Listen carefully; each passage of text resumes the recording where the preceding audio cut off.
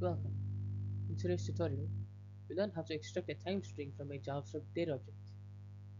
This is especially useful when you only need the time in the format of hours, minutes, and seconds, and not the full date. We'll be using the toTimeString method and some simple string slicing. Let's see how this quick and handy snippet works. Often, you just want the time part of a date, not the time zone or anything extra. By calling the toTimeString on a date object, you get a full string with the time and zone.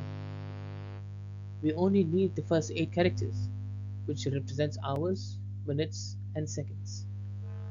This gives us exactly what we need in the simplest way possible.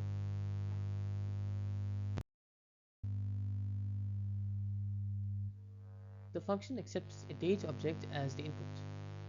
Then, we use toTimeString to convert it into a readable string like 163953 GMT+.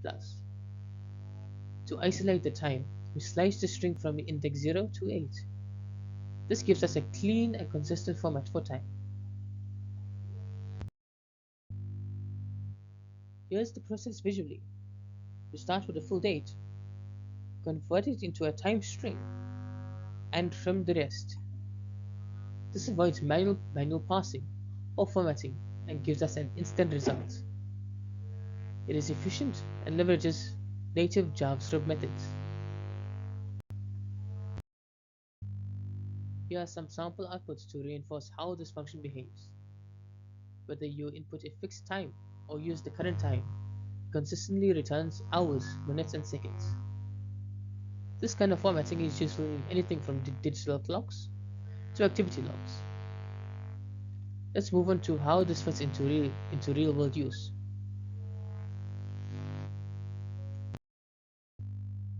You've probably seen the HMS time formats in chat apps, clocks, and dashboards.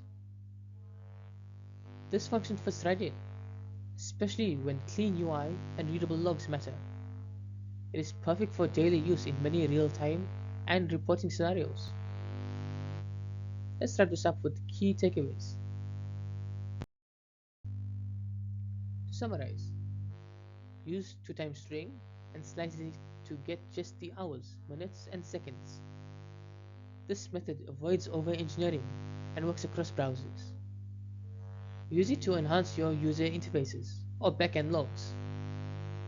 Happy coding, and see you in the next lesson. Thank you for watching. If you enjoyed this video, please make sure to like, share, and subscribe for more JavaScript tutorials. I'll see you in the next one.